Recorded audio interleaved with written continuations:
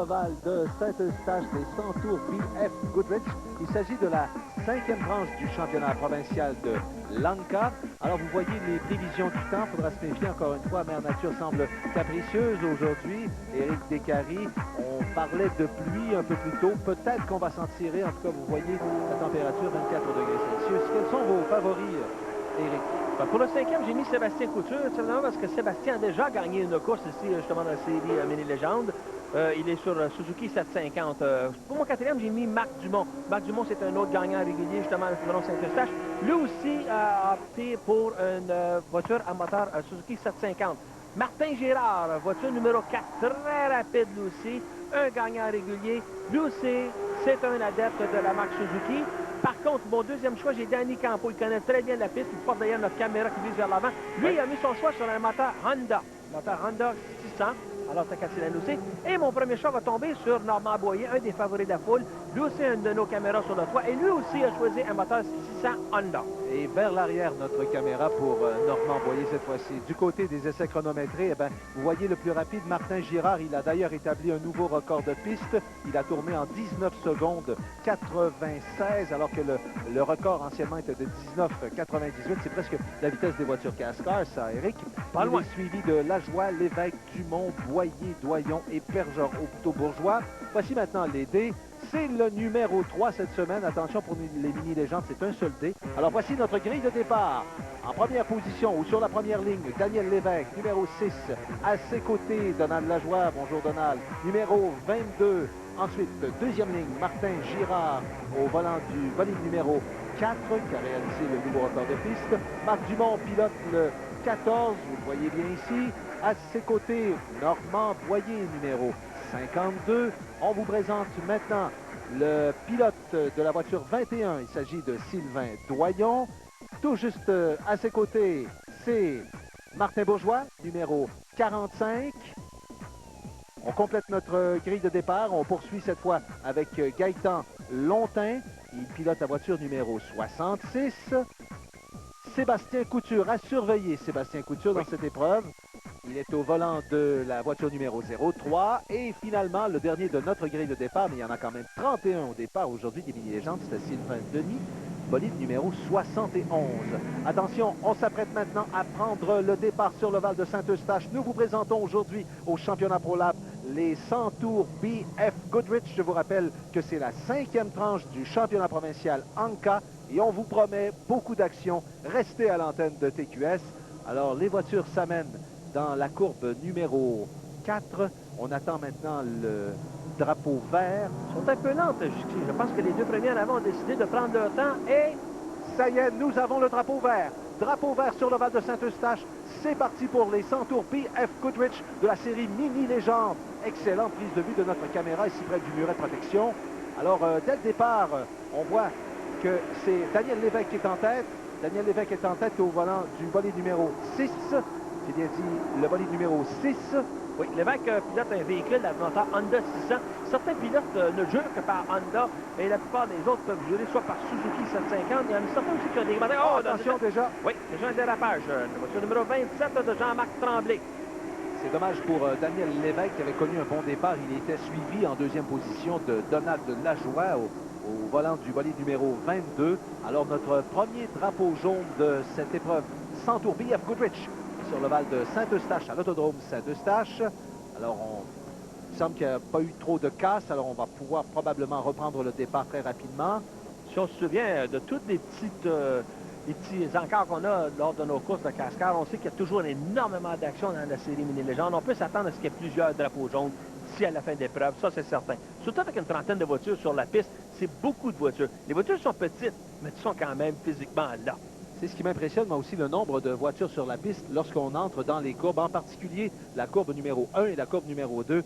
Il faut s'attendre, c'est justement là que s'est produit notre premier dérapage, là, dans la courbe numéro 1. Alors attention. Et la plupart des... on voit quand même que pour reprendre le départ, ces voitures-là, où les pilotes jouent un petit jeu là, de patience, tout le monde est vraiment pris, ou il y a quelque chose qui se passe parce qu'on n'est vraiment pas rapide pour reprendre le redépart de la course. Regardez le petit jeu que l'on joue entre le 6 et le 22. Peut-être que le 6 a beaucoup plus d'accélération que le 22. Peut-être que son véhicule est beaucoup plus rapide. Alors, je vous rappelle- c'est Daniel Lévesque et Oui. le 22 Donald Lajoie. Il y en a un qui a un moteur Honda, Lévesque a un moteur Honda et Lajoie a un moteur Suzuki. Peut-être que le moteur Honda est plus rapide au départ. Attention, on a le drapeau vert, alors c'est reparti.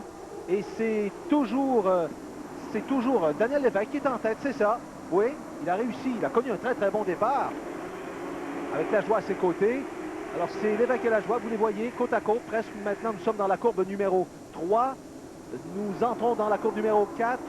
Pas du survirage ou de sous-virage nulle part, ça va bien pour le moment. Quand dans nos voitures caméra, on voit que celle de Normand Boyer est déjà en 4e position et Danny Campo n'est pas très loin derrière lui.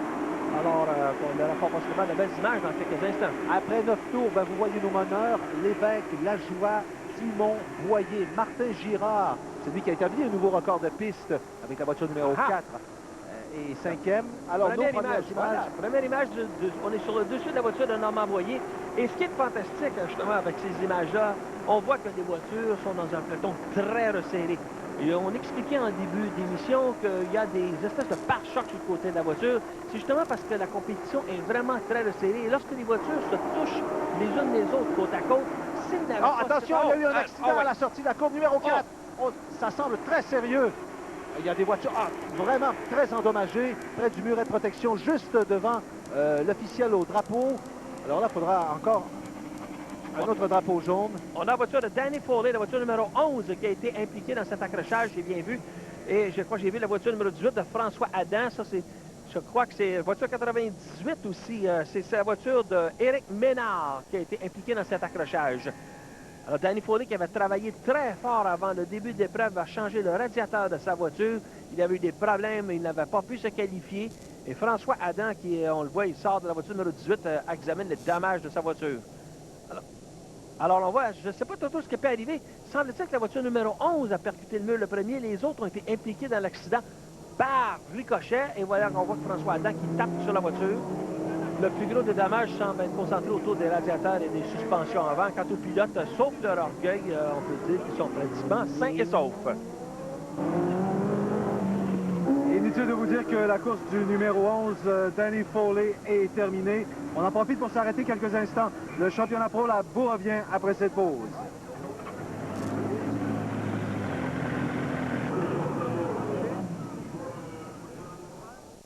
Là, on voit que la voiture numéro 11 de notre ami Danny Foley a fait une pirouette complète. Ça me dit que c'est un accélérateur qui est collé et c'est lui qui a causé tout cet accident. Danny, est-ce que tu peux nous expliquer qu'est-ce qui s'est passé exactement? J'étais à l'extérieur, là, je roulais, puis j'ai comme vu un peu de trafic en avant de moi, mais on dirait qu'il y a eu un bris d'essieu ou le câble à gaz qui aurait brisé. Problème d'accélérateur, si j'ai bien compris? C'est ça, le câble pour l'accélérateur, il a sûrement peut-être coupé, puis ensuite de ça, ben, j'ai eu plus de traction en arrière, les roues ont barré.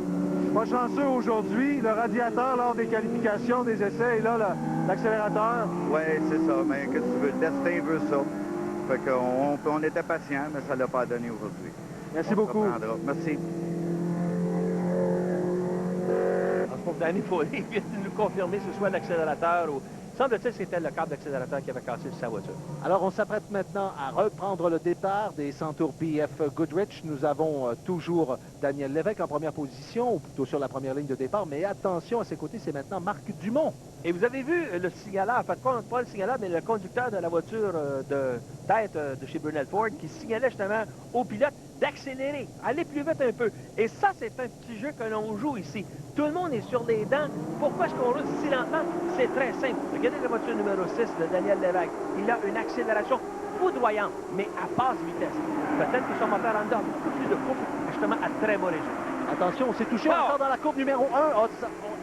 Mais toutes les voitures vont pouvoir poursuivre, quoique la numéro 36 semble assez endommagée, mais elle reprend le départ. C'est André Bourgeois. André Bourgeois peut poursuivre, mais là, maintenant, il est en queue de peloton. André Bourgeois a une des rares voitures d'allure Chevrolet, justement, sur la piste. La plupart des autres voitures ont allure Ford des années 30, 29-30. Alors, nous sommes à bord de la voiture de Danny Campo. Il nous donne de très bonnes images. Ce qui est drôle aussi, c'est que devant lui, il y a Normand Boyer qui a notre autre voiture caméra. C'est comme si nos deux caméras se filmaient l'une l'autre. Voilà.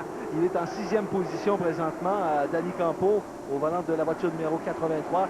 Après 23 tours, c'est toujours Lévesque et Lajoie qui mènent le train, suivi de Dumont, Picard et le crois bien que c'était Couture en 5e position. Alors, à bord maintenant de la voiture de Normand Boyer. Et cette fois-ci, on voit celle de Campo, numéro 83.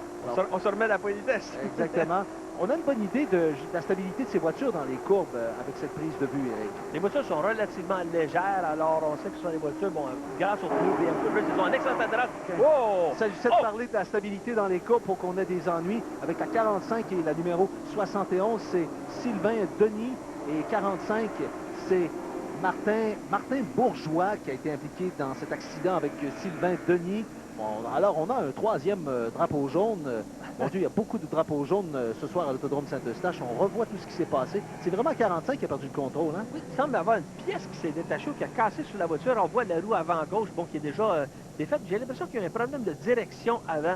Alors, on a vu quelques étincelles juste avant, justement, son dérapage. Fort possiblement un problème de direction. C'est dans l'entrée de la courbe numéro 4 que ça s'est produit. Alors, on reprend encore une fois, puis vous voyez nos deux principaux acteurs qui sont toujours côte à côte, c'est-à-dire Daniel Lévesque et Donald Lajoie pour prendre le départ. Oh, cette fois-ci, on y va un peu plus rapidement. On a le drapeau vert, alors les Centaures BF Goodrich sont repartis sur le Val de Saint-Eustache. C'est la série Mini Légende qui est en vedette cette semaine au championnat ProLab. Et vous voyez aller ces petits bolides qui quand même maintiennent une vitesse de près de quoi?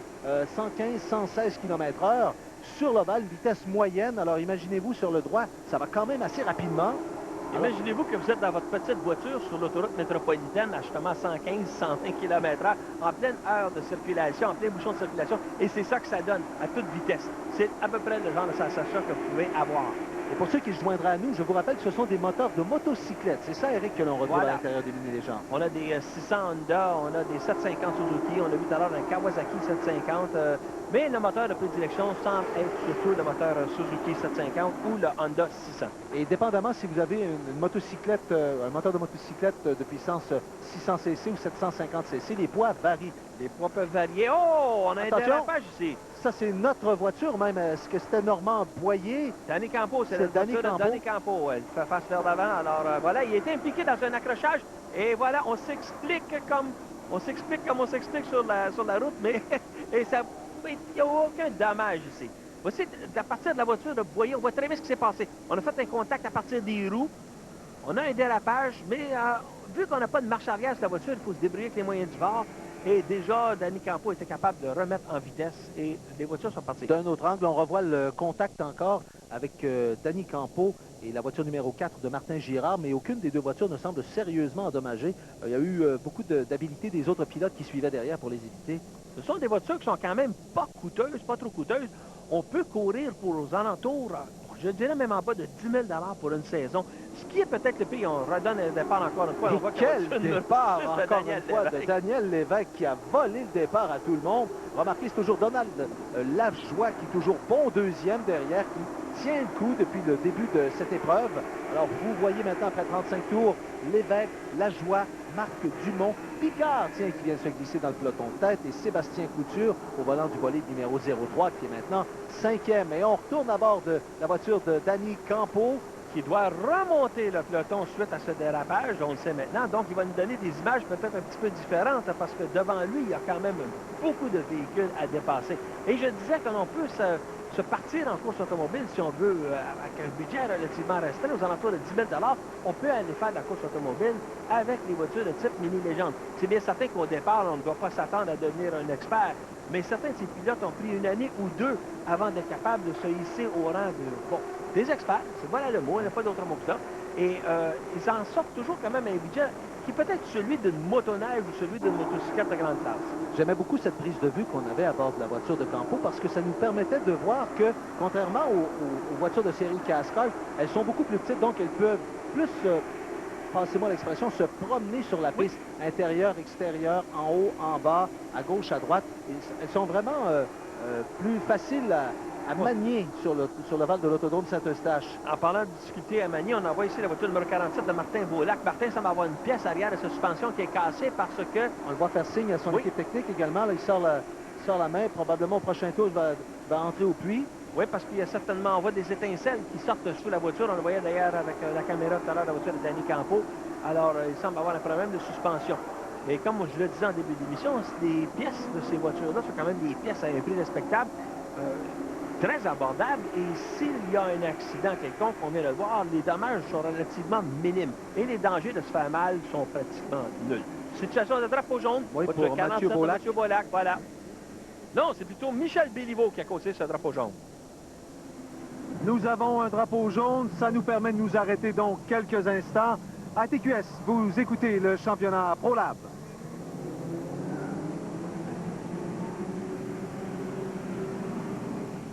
Jeff Goodrich met en train peut-être la série Mini Légende. Et ce qu'on voit, ben, c'est la voiture ici de Martin Bourgeois. Je pense qu'on s'affaire sur le train avant. Oui. Alors, on va repartir. On attend le drapeau vert. C'est toujours nos deux principaux acteurs qui sont en première position, du moins sur la première ligne. Daniel Lévesque et Donald Lajoie. Nous avons le drapeau vert. Tout semble bien se dérouler à l'entrée de la courbe numéro 1 et maintenant à l'entrée de la courbe numéro 2. Ils sont suivis de Lévesque, Picard et Marc Dumont au 44e tour. Alors, nous sommes... Oh, voyez-vous, nous avons pour la première fois, je crois bien, que Donald Lajoie a pris les commandes de la course. Il a réussi à doubler Lévesque, Daniel Lévesque. Et pendant ce temps-là, Danny Campo qui fait un travail excellent. Et il ne s'est pas gêné pour... Voilà, non. Il a beaucoup de pilotes à remonter. Il se rapproche encore une fois de notre autre voiture caméra, c'est-à-dire de Normand Boyer. Il sera donc un acteur principal lors de cette fin d'épreuve, c'est bien certain. En autant qu'il n'y a pas trop de drapeaux jaunes, parce que la question se pose maintenant. Combien de tours allons-nous faire avant qu'il y ait un autre drapeau jaune?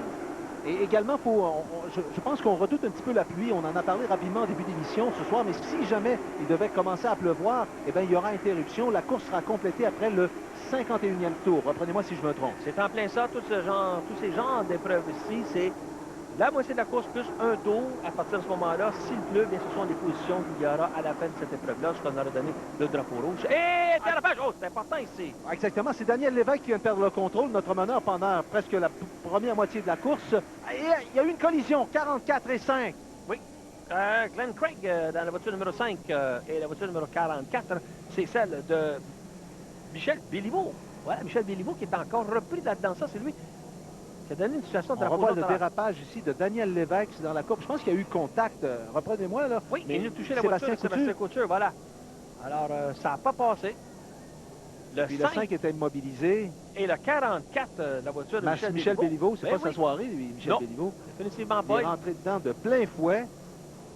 Gray Lono, il y a eu un autre accrochage à l'autre bout de la piste complètement. On voit la voiture numéro 73 de Alain Joyal. Je ne vois pas.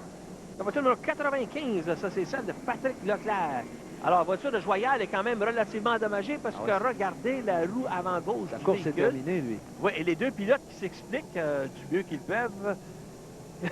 Incident de course, c'est bien certain que lorsqu'on est une trentaine de voitures sur un aussi petit circuit, on peut s'attendre à des accrochages malgré la dimension quand même réduite de ces véhicules. Et comme on le disait tout à l'heure, maintenant qu'il y a 50 tours de compléter, c'est important d'être en tête parce qu'on peut interrompre la course n'importe quand si jamais la pluie devait commencer. Parce que, exactement comme dans le cas des voitures des courses de série CASCAR, s'il pleut, on arrête tout.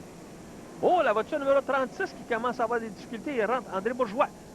Une des rares voitures Chevrolet des années 30. Est-ce que c'était un problème de radiateur, vous croyez? Ça fumait beaucoup. Ça fumait, moteur Yamaha 600 dans son cas à lui. On est bon pour repartir maintenant. Nous avons notre nouveau meneur, Donald Lajoie, qui est bon premier, suivi de Sébastien Couture, 0-3. Alors, ça va bien. Le départ est bon. Nous sommes dans la courbe numéro 2. Et ça va vite. Ça va vite. On arrive déjà dans la courbe numéro 3. On s'engage dans la 4. Excellente prise de vue à bord de la voiture de Danny Campo, qui est maintenant 5e. Hein. Ça va bien son histoire parce qu'il avait dû reprendre en queue de peloton vers le premier tiers de la course après un accrochage. C'est un peu l'avantage de ces petites voitures.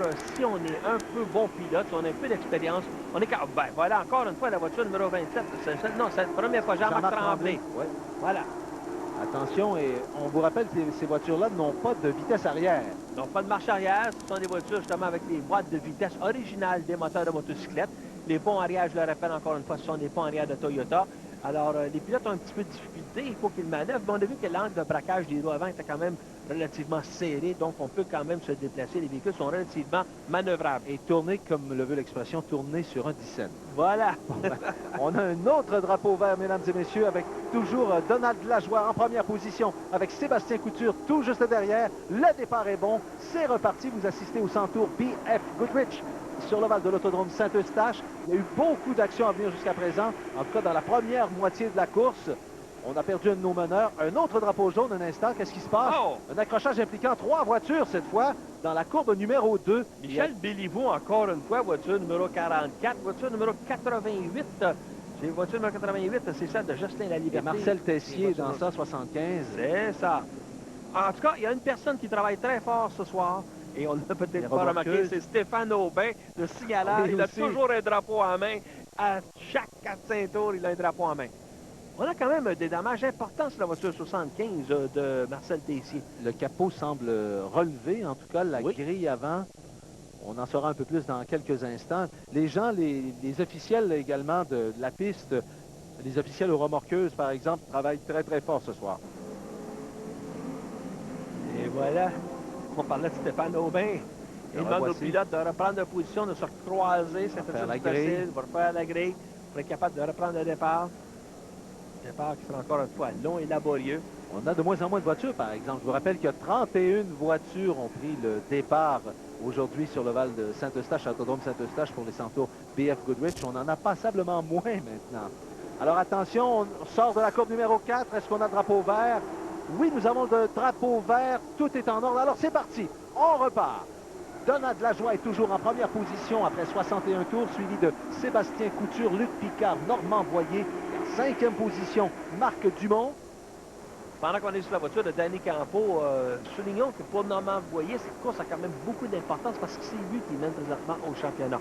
Le peloton est très, très serré. On vient de les voir là, à la sortie de la courbe numéro 4. Mon Dieu, si les voitures se suivent de très, très près, alors le moindrement qu'il y a un des pilotes qui va y aller d'une fausse manœuvre, comme par exemple celle-là, on a failli assister à celle de Marc Dumont, là, eh bien, il va impliquer, amener beaucoup de gens avec lui dans un accrochage.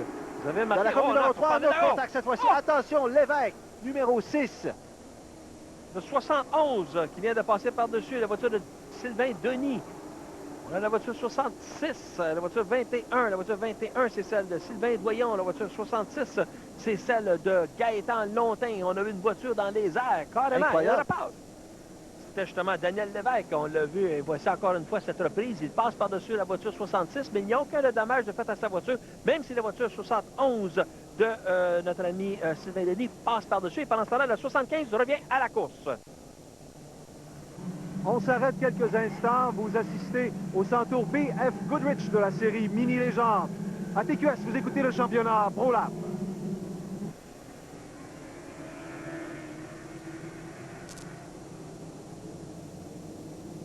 USC, je vous rappelle que vous assistez au Centaur BF Goodrich, mettant en vedette la série Mini Légende. Et si jamais vous avez des commentaires ou si vous avez des questions, des interrogations sur l'autodrome Saint-Eustache, vous pouvez toujours communiquer avec nous grâce à notre adresse Internet. Merci aux gens de Cybergénération. Et l'adresse, s'il te plaît, Eric? www.autodromesaint-eustache.com. Nous sommes tous en position pour un autre drapeau vert. On sort de la courbe numéro 4. Ça y est, nous avons le drapeau vert de Stéphane Aubin. Ça y est, c'est maintenant Sébastien Couture qui est notre meneur. En passant, la stratégie a changé beaucoup. Lorsque c'était Lévesque qui est en première position, on démarrait très, très lentement. Mais maintenant, on entre très rapidement dans la courbe numéro 4 et on se prend une bonne aire d'aller.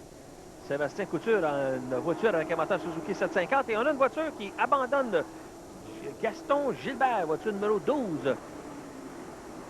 Il y a la Est-ce qu'il va difficulté, provoquer un oui. autre drapeau jaune? Pas pour le moment, en tout cas, puisqu'il semble pouvoir rentrer dans les puits, parce que non, j'ai parlé trop rapidement. On va lui donner un petit coup de main, puis on va ralentir les autres voitures de façon à ce qu'il puisse entrer dans les puits de façon plus sécuritaire. Ce sont les centaures BF Goodrich. On a eu 3 meneurs différents à venir jusqu'à présent, mesdames et messieurs. Daniel Lévesque a mené pendant au moins 20 tours à venir jusqu'à présent. Par la suite, Donald Lajoie au volant du volet numéro 22. Et maintenant, c'est Sébastien Couture. Alors, Gaston Gilbert doit être poussé ici. Naturellement, lorsqu'une voiture s'arrête dans le milieu de la piste comme ceci, elle représente un danger et on doit absolument jeter le drapeau jaune pour neutraliser l'épreuve et empêcher justement des carambolages. L'occasion est belle pour vous rappeler qu'à TQS, vous écoutez le championnat ProLab. Et aujourd'hui, eh bien, c'est une émission, c'est une course hors série. Nous vous présentons la course BF Goodrich 100, mettant en vedette la série Mini Légende. C'est la 5e tranche du championnat provincial ANCA. Et n'oubliez pas, amateurs de course automobile, il y a des épreuves à tous les samedis soirs à l'Autodrome Saint-Eustache. C'est à compter de 19 h et les enfants de 12 ans et moins sont admis gratuitement. Alors, amuse ta famille. Très important, hein? Il faut parler des courses de camionnettes qu'elle a, la série Pro Truck. Il faut parler des courses de la série Cascade, auxquelles nous serons de retour lors de la prochaine émission. Oui. On a aussi des courses de Force 4, des courses de production, des courses amateurs. Il y a quand même énormément d'actions tout au long de la soirée. Alors, on regarde sous le capot de la voiture numéro 12 et je pense que ça ressemble pas mal à un abandon dans le cas de notre ami Gaston Gilbert. Gaston Gilbert, oui. Très déçu, naturellement. On est toujours déçu lorsqu'on est pilote d'abandonner comme ça à cause de la mécanique. Et pendant ce temps-là, bien, la voiture de tête a rattrapé le peloton. On va replacer les voitures pour faire encore une fois un autre départ. Et puisque nous avons le temps, je peux vous rappeler qu'au classement général du championnat des mini-légendes, eh bien, c'est Sylvain Doyon qui domine, qui est en première position avec 308 points, suivi de Danny Campo qui mène une bonne course jusqu'à présent. Ça, c'est le championnat de la piste lui-même. Exactement, oui. Sylvain Doyon reprend le départ à bord de la voiture numéro 21. Alors, il va retourner dans le peloton. Sa voiture ressemble à celle d'une vieille Ford des années 29-30. Et pendant ce temps-là, bien, on a vu tout à l'heure le signaleur qui demandait avec ses deux drapeaux aux pilotes de se replacer en deux lignes distinctes. Et on va être capable de redonner le départ. Regardez bien la voiture qui est complètement à l'extérieur. Elle a la caméra sur le toit. C'est Normand Boyer. C'est notre porte-caméra. Qui est maintenant en première ligne. Alors, il y a eu beaucoup de mouvements en première ligne depuis le début de cette épreuve des Santo BF Goodrich. Nous avons le drapeau vert, c'est reparti. Dans la courbe numéro 1, tout se déroule pour le mieux. Dans la courbe numéro 2 également. Et on a vu pendant quelques instants la voiture numéro 6 de notre meneur de début de course, Daniel Lévesque, qui est de retour en piste. Alors, il y a eu des accrochages, mais aucun bris sérieux pour lui. Devant lui, il y avait aussi Sylvain Denis avec la voiture 71. On a vu ces voitures-là tout à l'heure dans les airs. Ils ont réussi quand même à reprendre le peloton. Et on vous invite à faire un petit tour sur l'ovale de Saint-Eustache à bord du véhicule 83 de Danny Campo. Lorsqu'on parlait tout à l'heure de la maniabilité de ces voitures, vous le voyez très bien grâce à cette prise de vue. Les voitures peuvent aller à l'intérieur, à l'extérieur. Il y a beaucoup d'espace. C'est facile d'arriver à 3 de large dans une courbe, Éric, avec les séries mini-légendes. Et malgré la multiplicité des moteurs disponibles dans cette série, on voit que les véhicules sont quand même d'une puissance égale. Il faut dire que si le moteur est plus puissant également, si on a un 750cc au lieu d'un 600, la voiture est plus lourde. Plus on monte en cylindrée, plus la voiture acquiert du poids. Mais c'est bien certain que les véhicules avec les plus gros moteurs, ce sont des moteurs à 2 soupapes par cylindre, sont moins préférés par les pilotes. Tout le monde se tient pas mal dans les 600 à 750cc. Danny Campo, on voit très bien maintenant avec la caméra du championnat ProLab sur sa voiture. Il mène une bonne course à venir jusqu'à présent. Oui, il a réussi quand même à remonter le peloton malgré son petit incident de début de course. Et Juste devant meneur, lui, il y a Normand Boyer, hein? Juste devant lui, pas loin devant lui, on a notre autre voiture caméra. Voilà, on a vu celle de Normand Boyer, on a vu celle de Danny Campo pendant ce temps-là. Le meneur Sébastien Campo, 0-3. On voit ici qu'il s'est forgé une bonne avance devant. Alors que là, cette fois-ci, on semble éviter les contacts, on semble éviter les accidents. Tout le monde est un peu à la file indienne. On voudrait bien terminer cette épreuve, tout du moins sans faire aucune casse. Il y a eu un contact, là. Attention, j'ai vu des étincelles en provenance de la voiture 66. Peut-être que finalement, on s'en est tiré avec une petite peur. Oui. Bon, ben voilà. Ah, voiture numéro 47 encore une fois, la voiture de Martin Beaulac. Cette fois-ci, je crois que c'est la suspension avant qui semble avoir lâché. Je sais que tout à l'heure, on a vu en début d'émission qu'il avait, ou en milieu d'émission, qu'il était obligé de rentrer dans les puits à cause justement de certains problèmes de suspension, et ça semble s'acharner sur lui.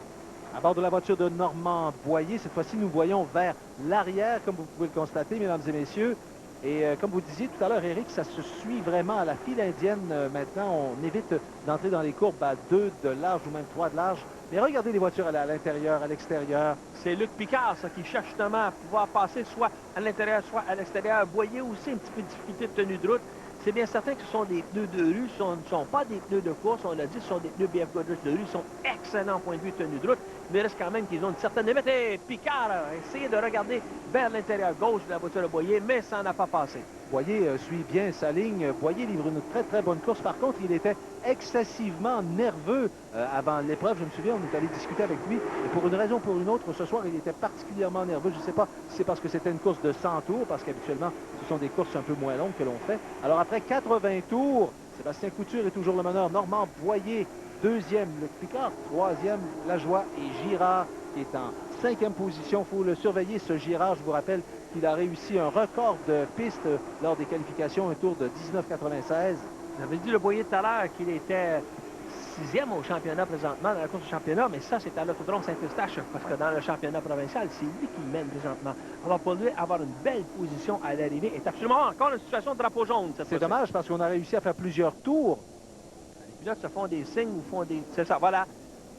On fait signe de ralentir en sortant la main gauche sur la piste. De la fenêtre du véhicule. Alors, je pense aussi qu'on signale, vous avez raison aussi, on signale aussi qu'il y a un obstacle sur la piste. Une pièce d'équipement peut-être, ou une pièce de voiture, on en saura un peu plus long lorsqu'on verra tout de suite les remorqueuses de l'autodrome Saint-Eustache. Et surtout la très efficace équipe de nettoyage, on le voit ici, ils sont très bien équipés. Ah voilà, et ça semble être un échappement, et à l'autre bout, il y a une autre petite pièce que l'on voit près du mur, assez difficile à distinguer. C'est dans la courbe numéro 3, en tout cas. Oui. On arrive dans la 3, on va récupérer ça, puis... on va être en mesure de reprendre la course, mesdames et messieurs, une course très, très mouvementée. Alors, le signaleur Stéphane Aubin demande encore une fois au pilote de se placer côte à côte. Et la voiture officielle de Brunel Ford quitte la piste, alors on aura un autre départ. On s'approche de la courbe. Et remarquez comme la stratégie a changé, Eric, contrairement au début de l'épreuve où l'évêque était premier et ralentissait tout le monde. Là, on fonce dès qu'on entre dans la courbe numéro 4.